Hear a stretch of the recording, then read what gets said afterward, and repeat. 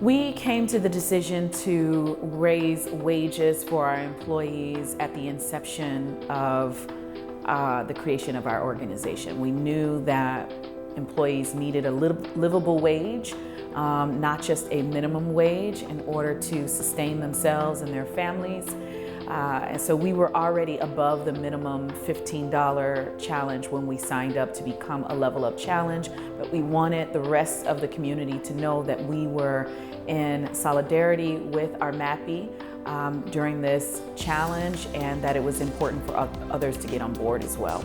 It is such important work, and obviously moving and supporting people and moving outside of poverty is also very mission right for Heritage Christian Services.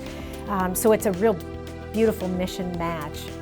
And so we play our part as an employer, absolutely. We play our part as a service provider for those with intellectual and developmental disabilities who may be living in poverty. And I hope we play our part as a community member, really trying to move all of the systems, pull all of the levers that will help eventually move our community to a much more sustainable wage. We're an organization that really has a mission to connect people with good quality jobs.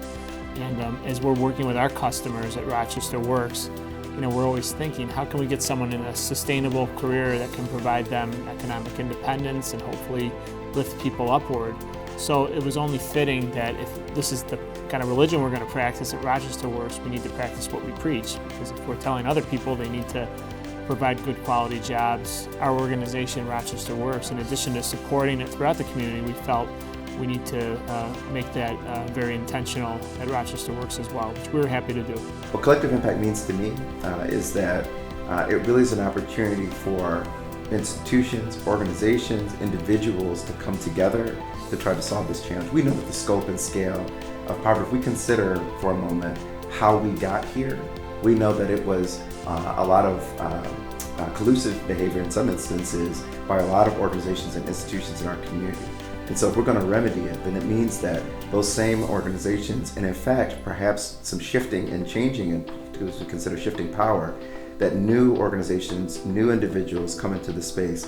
Our MAPI is making space for that to happen. And that's critical if we're going to see poverty reduced and if we're going to see upward mobility for folks that have traditionally been on the economic margins. We made the decision to raise wages for our employees back in 2019. We did it as a senior management team. We were talking about ways that we could help our employees. Our purpose at ESL is to help the community thrive and prosper. But in order to do that, we said we have to make sure that we're helping our employees thrive and prosper as well. Before this time, we hired part-time employees. And the first step, we said what is really important is to offer our employees full-time jobs.